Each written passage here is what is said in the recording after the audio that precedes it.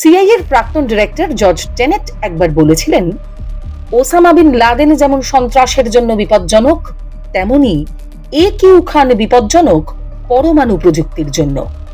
1970-এর দশক।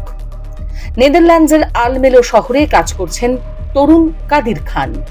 Uranium enrichment ফ্যাক্টরিতে তিনি কর্মরত, যেখানে তৈরি হয় সেন্ট্রিফিউজ, যে যন্ত্র পারমাণবিক বোমার হৃদপিণ্ড তৈরি করে।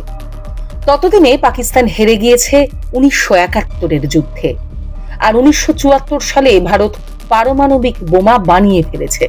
স্মাইলিং বুদ্ধ নামের সেই টেস্টে পাকিস্তান কেঁপে উঠেছিল। পাক প্রধানমন্ত্রী জুলফিকার আলী ভুট্টো ঘোষণা করলেন, আমরা ঘাস খেয়ে থাকবো, তবু বোমা বানাবো। আর সেই স্বপ্নের দায়িত্ব পড়ল কিউ খানের কাঁধে।